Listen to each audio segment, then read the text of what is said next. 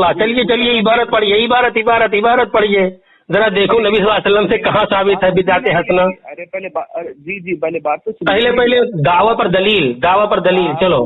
آپ پہلے میری بات تو سنیے نا، بات تو سن لیجیے پہلے میری. آپ میں کیا کہہ رہا ہوں پہلے بات سن لیجیے.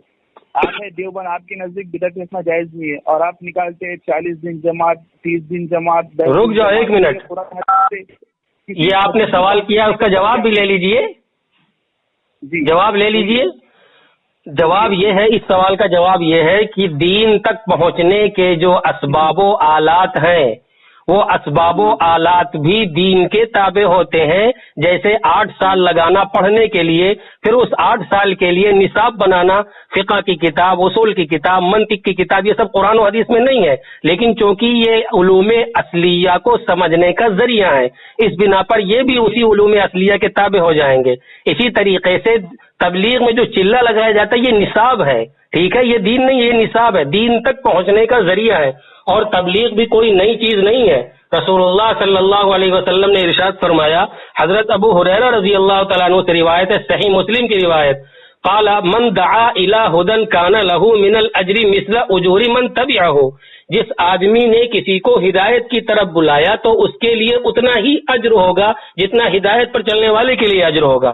ولا ينقص ذلك من اجورهم شيئا، اور اس کے اجر میں سے بالکل بھی کچھ کم نہیں کیا جائے گا. تو یہ جو تبلیغ کرتے ہیں یہ دعوت ہے، ہدایت کی دعوت ہے، اور ہدایت کی دعوت کے لیے جو اسباب و آلات ہوتے ہیں وہ بھی اسی کے تابع ہو جاتے ہیں. بدعت کہاں سے ہو جائیں گے؟ جی اب سن لیجیے جواب. آپ نے جو صحیح مسلم کی جو حدیث پڑھی ہے تو پہلی بار میرے خیال سے 6800 نمبر ہے، ٹھیک ہے، کچھ بھی ہو بہرحال آپ جانے. جی وہی نمبر ہے، اور وہاں پر لفظ ہدایت نہیں ہے، لفظ سنت ہے. انا للہ و انا الیہ راجعون، انا للہ و انا الیہ راجعون، انا للہ و انا الیہ راجعون. دیکھیے صحیح مسلم کی جو روایت وہاں یہ ہے، من سن فی الاسلام سنتا حسنتا کان له اجرها واجر من عمل بها. یہ روایت دوسری ہے، اور جو میں نے ابو ہریرہ رضی اللہ عنہ کی روایت پڑھی ہے وہ دوسری ہے. سن فی الاسلام سنتا حسنتا یہ حضرت جریر رضی اللہ عنہ سے ہے، عن ابیہ، ٹھیک ہے، وہ روایت اس طرح. اور یہ جو میں نے پڑھی ابو ہریرہ رضی اللہ عنہ کی روایت ہے.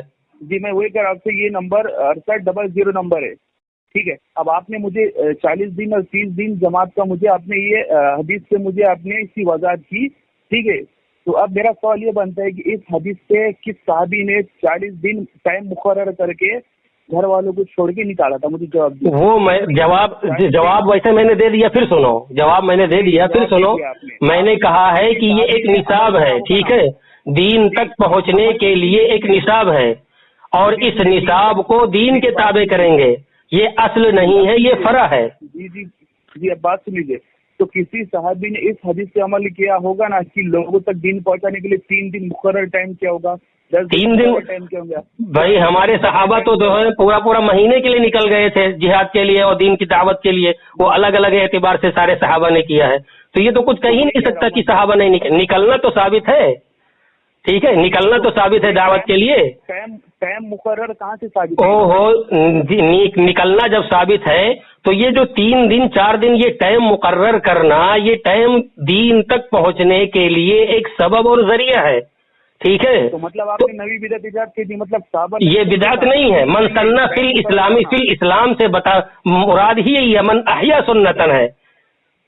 یہ تو سنت کو زندہ کرنے کا ایک ذریعہ ہے، اور جو ذریعہ ہوتا ہے وہ بھی اصل کے تابع ہوتا ہے. یہ تو آپ نے ضابطہ لگتا ہے پڑھائی نہیں ہے. آپ عالم ہو یا جو ہے حافظ ہو؟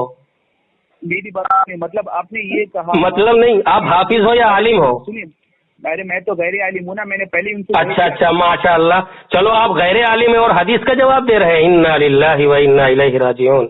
اس کا مطلب آپ کے ضابطہ سن لیجئے. اصول فقہ کا ضابطہ ہے، اصول فقہ کا ضابطہ فقہ حنفی میں لکھا ہوا ہے. ہم بھی حنفی الحمدللہ. لکھا ہے کہ دین تک یعنی علوم اصلیہ تک پہنچنے کے لیے جو اسباب ہوتے ہیں وہ بھی اصل کے تابع ہو کر کے اس کو بھی دین و شریعت قرار دیا جاتا ہے. لہٰذا دین و اسلام یعنی ہدایت کا راستہ بتانا اور لوگوں کو صحیح راستہ بتانا، یہ اس تک پہنچنے کے لیے یہ 3 دن 40 دن 4 مہینہ جو ہوتے ہیں یہ اسباب ہیں، آلات ہے، ذریعہ ہے، وسائل ہیں. تو وسائل بھی اصل کے تابع مانے جائیں گے اس ضابطے سے. اگر آپ کو یہ ضابطہ کا انکار ہے تو آپ کہہ دیجیے جتنے بھی فقہاء احناف نے یہ ضابطہ بیان کیا سب بدعتی ہیں. اب ہو گیا آپ کا؟ جی جی، تو میرا آپ سے پھر سے وہی سوال دوہرا کے آ رہا ہے جو آپ نے کہا کہ صحیح مسلم کی جو آپ نے حدیث پڑھی 6800 کہ اسلام میں کوئی اچھا عمل نکالا جائے، تو آپ نے مجھے کیا کہا تھا 40 دن 3 دن 10 دن اس سے ٹائم مقرر کرنا، اسی لیے اسباب ہے. تو اب اس میں سوال یہ پیدا ہوتا ہے کہ کیا صحابہ اکرام نے اس حدیث سے عمل نہیں کیا تھا؟ انا للہ.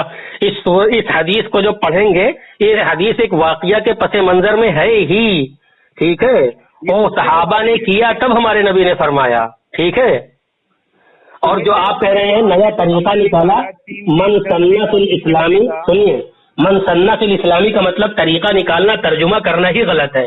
ایک کتاب ہے السنت و مکانتها فی التشریع الاسلامی، اس کے اندر لکھا ہے من سنت الاسلامی معنی سن الاسلامی یعنی احیا سنتا و اظہرها و ابرزها مما قد یخفى علی الناس. سنت الاسلام کا مطلب ہے کہ کسی انسان نے ایسی سنت کو زندہ کیا اور اس کو لوگوں کے سامنے ظاہر کیا جو لوگوں پر پوشیدہ تھا. لہذا معلوم یہ ہوا یہاں سنت الاسلام کا مطلب ایجاد نہیں ہے. سنیے، آپ سنت سے کیا مراد لیتے ہیں؟ سنت تو طریقہ ہے، ظاہر سی بات ہے. کیا سنت تو طریقہ ہے نا، ظاہر سی بات ہے. سنت تو طریقہ ہے. ارے سنت کا معنی طریقہ نہیں ہوتا کیا؟ او بھائی، سنت کا لغوی معنی تو ہم نہیں لے رہے ہیں نا، یہاں تو شرعی معنی لے رہے ہیں ہم. کون؟ اور سننا یا سنو سنتن، یہ لغت کے اعتبار سے ہی اگر دیکھا جائے تو اس کے معنی ہی ہے ایک راستے پر چلنے کے لیے کہنا. ہاں وہی ہو نا.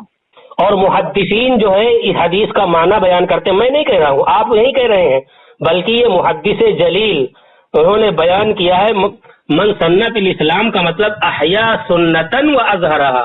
یہاں سنت الاسلام کا مطلب اختراع نہیں ہے، یعنی کوئی نئی چیز ایجاد کرنا نہیں ہے، بلکہ احیا سنتن اظہرها و ابرزها، یہ مراد ہے.